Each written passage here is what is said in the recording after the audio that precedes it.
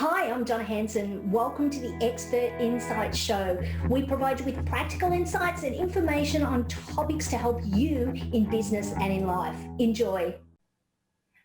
Hello and welcome to this Expert Insights episode. I'm Donna Hanson. In this episode, we speak with Barbara Baron. Now, let me tell you a little bit about Barbara. Known as the Family Meals Dietitian, Barbara is a registered dietitian nutritionalist. That's a bit of a mouthful. She puts her 30 years of food and nutrition expertise into action, whether working with employers, health professional groups, or busy mums one-on-one. Barbara dispels nutrition misinformation. She educates, informs, and inspires people to unlock the benefits of healthier food choices while enjoying the foods they love without guilt. She's the founder of the Be Your Own MVP through moderation, variety, and planning, an individualized nutrition program based on moderation, variety, and a good plan. Sounds good. She's the past president of the New York State Academy of Nutrition and Dietetics. She's a Brooklyn native, and Barbara is also a fellow of the Academy of Nutrition and Dietetics. I always have trouble with that word. Barbara works with organizations and their teams, empowering them to create balanced, nutritious meal plans to live a healthier and happier life, one meal at a time. And who doesn't want that? Hi, Barbara, and welcome. Hi, Donna. It's so great to be here and on the other side of the world. It's just amazing. Technology. It is absolutely. Dietetics is an interesting one, and you know, I've got lots and lots of questions and probably not enough time, but let's just see how much we can get through. But before we start, I'm really curious to know how you came about or how you came to be a dietitian. Were you always interested in it? You know what? I always was a science buff, or I loved science. And it was back in 7th grade, I won't take you that far back, but I really enjoyed the digestive system. And speeding up to when I was 15 in high school, a little packing on a few pounds, and the high school dance is coming around. And this was before the internet. So I decided to go to my doctor and ask him for some advice. So I got this nice little piece of paper from him, and it was a little trifold piece of paper, and it was 1,200 calorie diet for an adult woman. What do you think is wrong with that picture? Any Is red it flag? telling you you're overweight? Is that, No, actually, I'm 15, and this is for an adult woman. Wow. I'm still growing. I'm still growing bones and muscle and everything. Well, I'm not faulting him. That's what he had at the time. And then, that was before all this fancy stuff. Anyway, now we have more science, and I took advanced placement biology because I was the science nerd. And so I really just I learned that food is more than just calories, because when I got this piece of paper, I really thought that this was the holy grail of diet. It was 1,200 calories. It had the food, it had the calories, but that's it, the food and the calories. And food is more than just calories. Wow. So it sounds like it just created a real curiosity about how all this works and how the body processes and so forth. It always amazed me. It's amazing. You take something, you eat it, the body breaks it down, and it goes to all the places that it needs to go to, whether it's for building muscle or for your heart or for your hormones. It's just amazing. Yeah, I think sometimes we just take it for granted, don't we? Yes, and I do appreciate that not everyone has my appreciation for science, so I will stop at that point. So I know this seems like a fairly obvious sort of question because, we hear it a lot in the media, etc. But why do we need to eat better? And what exactly does eat better really mean? Well, all right, let's start here. Do you want more energy? Do you want to be clearer, more clarity? And food gives us that, it's kind of like energizing your battery, like recharging your battery, or putting gas into your fuel tank at the car. You got to feed your body so you feel better. And so it's really important to do that with food, and good food, healthy food. Sometimes we, we don't always make the best of choices, but you can do it with just some really basic information. And I teach 3 pillars, or I kind of call it the 3 legs of a kitchen stool, because I love family meals. And so it's moderation, variety, and planning. And that is to become your own MVP. So humor me a little bit with the MVP. Mm-hmm. However, I really do believe and this, I've taught students too, as in nutrition. And I say, if you take nothing else from me, but those 3 pillars, you will be set for life in a sense, because moderation is right-sized portion. If we eat just what our body needs, we will be fine. We don't need any more, because anything excess will get turned into fat. And then it'll also give us the energy that we need. The importance of variety, foods, we have all these food groups and all these foods for a reason. There is no one food that has the magic answer or the magic bullet. Everybody wants to lose weight. They want better health, gut health, but it all works together. And so variety is important. Grains will give us B vitamins. Fruits and vegetables give us vitamin A and C. And then we have our protein foods. So it all works. And then, of course, a good plan. We plan our finances. We plan our vacations. We plan our careers. But do we plan our eating? Good question.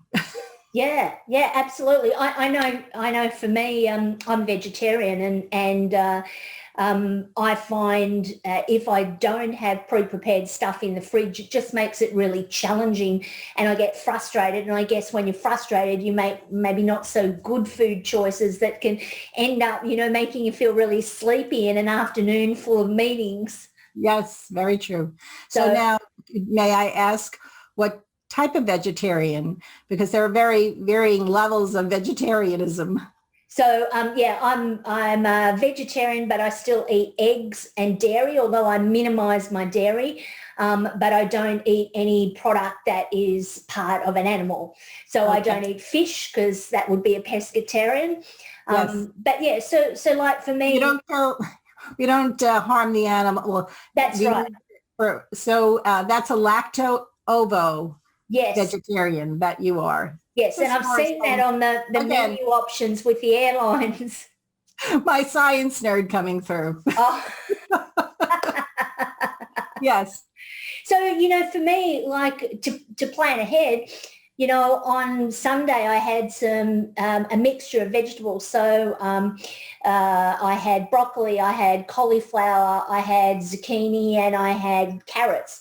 And I just chopped them all up, and I put them in a pot of boiling water and just cooked them till they're nice and tender, put them in a big container, and I just bowl them up, and that might be my breakfast or a snack or whatever. And sometimes I'll have leftover salads sitting in the fridge. So anything goes for breakfast. That's true. In fact, I always do encourage more vegetables and fruits, and we don't get enough fruits and vegetables. So I always tell all of my clients, wherever you can get in more vegetables, the non-starchy vegetables especially, go for it. Like you can make an omelet with spinach, broccoli, or any of those lovely vegetables that you've mentioned. And there are so many plant compounds, nutrient compounds. And that's why I say food first always, because there's things in food that nature has packaged that we can't replicate. Mm. And I imagine they're tough to replicate, I would say. We're getting close. Yeah, that's right.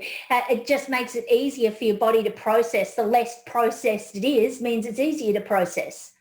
Yeah. That's sort of the thinking that I've always had. So great. Okay, that's good. I've got permission. I'm not a weirdo for eating vegetables in the morning. No, I love it. In fact, I always, if I don't have vegetables, I always make sure I have some type of fruit in the morning. And today I had berries because I love berries. And if someone's watching calories, they're low in calories. If someone's watching their heart health, strawberries have been known to help with heart health. Awesome. As well.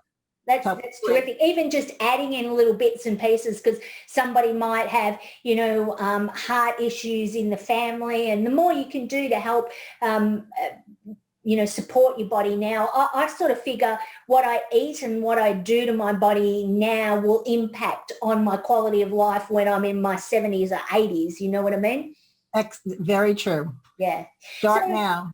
So, so Barbara, what sort of work do corporate clients engage you for? Well, they want their employees to be happier, healthy, live longer too. And they kind of think of themselves most often, it's their work family that they're concerned about. So when what I do is I'll talk to employees, their staff, and it's helping them either lower their blood cholesterol levels, their blood sugar, or weight management. I'll give talks primarily on these issues or concerns. And it's not talking just the numbers, it's how to do it healthfully and how to do it tastefully, because food and taste, food has to be taste good for it to be effective in our body, right? Yeah, and on top of that, if something doesn't taste nice, it's hard to continue the process, isn't it? Yes, very true. So I'll focus on how to power up with breakfast or reclaim your power breakfast, make it more healthy. So maybe a donut's not the thing you want to go for in the morning, or a Danish, but maybe a nice egg with some vegetables, or an egg burrito would be nice. And then it might be healthy holiday eating, or it could be, instead of dining out these days, it might be more like dining in, how to order and eat at home. Yeah, well, I know that's certainly become a growth industry in Australia with the COVID lockdown, etc. Not being locked down for an extended period of time and not being able to dine out, although we're starting to open up a bit more. But, a lot more people dining in, and it's great to see just the changing offerings that are coming out, which is good. So I imagine that, clients are looking to have their programs available for staff, or having someone like you available. Why do you think there's such an interest? I know we talked about home and work family. Home and work family, and there are so many benefits. So you can, employers will really see a significant return on the investment for a health and wellness program. Usually it's for every dollar spent, it is an average between $2 to $4 saved by having that program. And then the average sick leave, the health plan costs, workers' compensation can be decreased by like about 25% in cost savings. So there is a kind of a drive to incorporate corporate wellness into an employer situation or corporation. And the other, I focus on family meals. And so family meals, I'll talk about family meals, we're in a time of being rushed, whether it's time that we're spending at home, working from home nowadays. Time is a factor before with hectic family schedules. The benefits of having a home-cooked family meal has shown that their children also have better self-esteem, better grades, less absenteeism, same as parents have less absenteeism when they eat more healthfully. So there are just so many benefits to eating more healthfully. Corporate wellness programs also have shown that employees also have are more focused, whether it's through physical activity or better eating. They're eating more fruits and vegetables, and there are so many wonderful nutrients in fruits and vegetables that that benefit not only our gut health, but also our brain health. Just going off on a slight tangent here, with a lot of organisations around the world, they're starting to rethink about bringing everybody back into the workplace, and there's some big name companies that are going to be choosing to have a more hybrid model where people maybe work from home for part of the week and are in the office part of the week, or they may work from home forevermore, or, derivations of that. Do you see that as an opportunity for organizations to add value, doing something like you do, so that they can support the people who are at home that maybe, feel like they've got less ability to make those food choices because, they're stuck inside their house during the workday, whereas in the office, it's pretty easy to pop out and go and grab some fast food. And whilst it makes you feel good in the moment, it can make you feel pretty sluggish afterwards. Yes. And what I think is important is I'll go back to even just the concept of variety. We need diversity in, or diversifying our work day to break things up. So if being at home, if it's in front of a computer, in front of your iPad or your device, whatever mobile device, maybe it's just your phone, you need to break it up. And there are different venues and giving presentations, even virtually. So you can view something, you can listen to something while you're exercising or while you're going for a walk, taking a mini break, a walk break from work and stepping away. You can still listen to some healthful tips, like from Barbara Baron. And so just things like that to help break up the monotony, or not even the monotony, you feel like you're constantly on the go and you're constantly on call. We work longer or more hours when we're working from home. And I love my job. I love what I do. So sometimes I just be here for anyone who needs me. And sometimes I even have to take a break. So I make sure I go for my walk in the morning, and I take a walk. I get up and do a stretch break like at lunchtime or right in the afternoon. Sometimes you get a little tired, and even standing rather than to do your work. So all of these factors come into play. I'm not a physical, exercise expert, but I do know the benefit of healthy eating on your body. So, yeah, obviously it's a combination of multiple things, your environment, the things you put in, the things you expend, etc. So, and you know what, Donna, none of us, well, I don't know, maybe some people, but none of us are perfect. So every day is a new start, and we just have to start from where we are and one step at a time. And it's okay.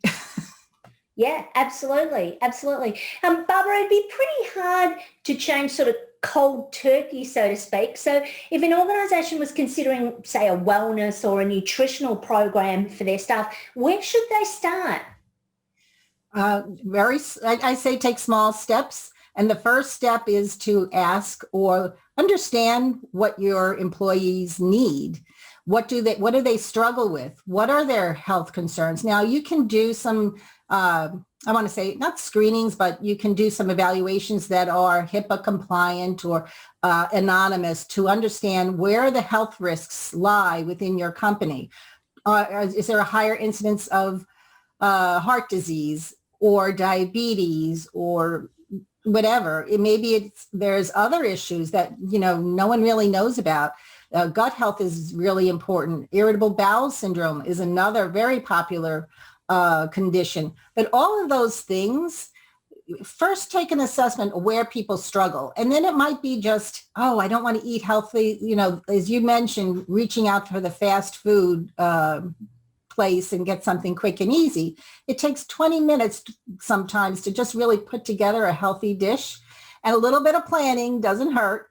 And plus, I'll also can tell you that you can order, and I've worked with clients who are not cooks. They don't like to cook. So I will guide them through some of the menu options at some of these fast food places. What can they do to eat more healthily, make better choices? And also, what are the portion sizes? When we tend to eat out, the portions are usually, we have they're overgrown, like 3 times what we should be eating sometimes, not all the time. Yeah, yeah. And I mean, I know that a lot of the fast food chains here in Australia are very health conscious and have their, their derivation of a healthy choice meal so that they speak to the masses. They might have a plant-based burger, or they might have a wrap that has salad items in it. But I still think there's a little bit of a ways to go.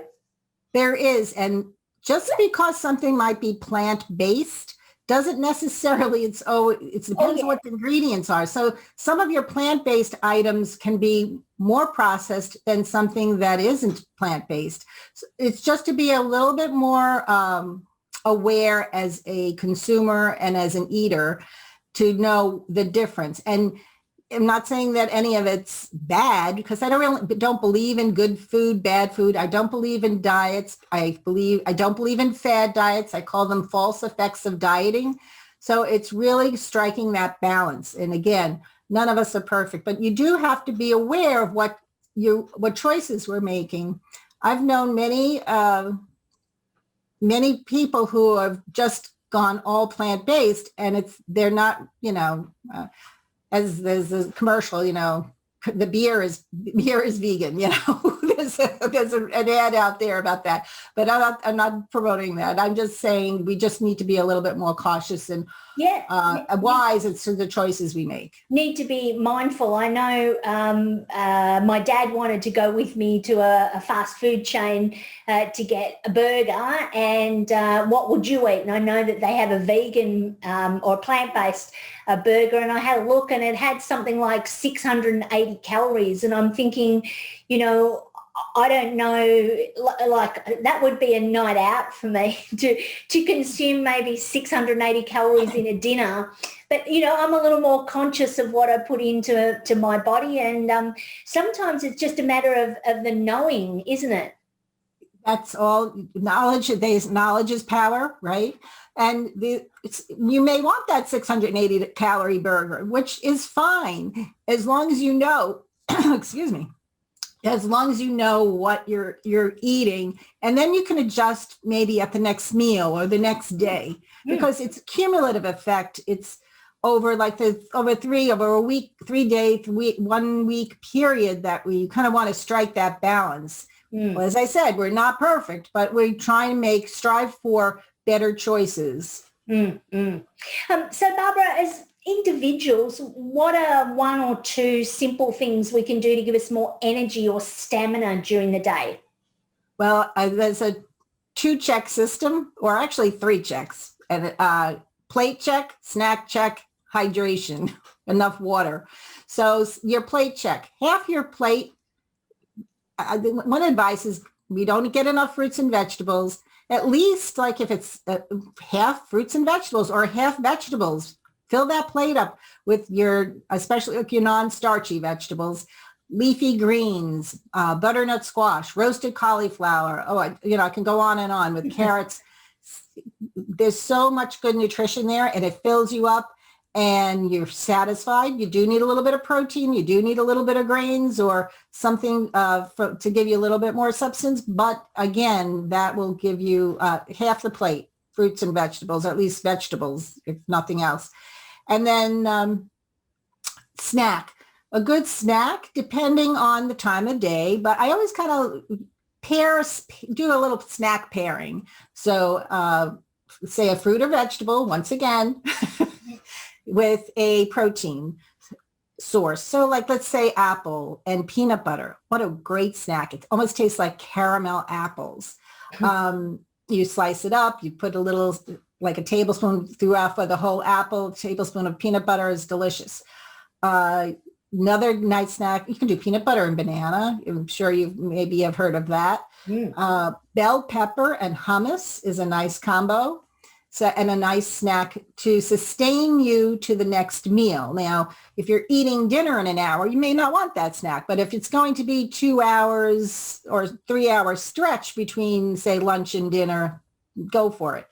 And again, berries and yogurt is a wonderful thing. I love doing that. Maybe adding a little bit of either chia seeds or flax seeds for some omega-3 fatty acids and fiber. I can go on for that. Anyway, all those wonderful things. And everyone's an individual, so calories and portion sizes will be adjusted for individual needs. A number of years ago, I went and saw a dietitian. I went for about, I think I went 6 or 7 times. And what it really did for me was gave me clarity around something that had been commercialized a lot by, the media, how women in particular, being female, were supposed to look and the issues that developed in my head. And I found that a really liberating and empowering experience. So it's not just something that people will do. It's going to see a dietitian because you have a problem. It's about understanding, because as you said before, when we understand the impact that the things we eat have on our body and how much better we can feel simply by modifying our diet in some way. So is that something obviously being a dietitian, you want to help as many people as you can, but is that something that you think's beneficial? I think it's very beneficial. We put too much focus on the scale and not enough focus on how we feel. And I always work in mindful eating and a focus on health, not the number on the scale with any of my clients. And so important. And there are movements. It's health at every size movement. There are books that have been written, intuitive eating, mindful eating, and it is about being, are you hungry? Stopping, pausing, taking a little bit longer with your food, savoring your food. So definitely that's important.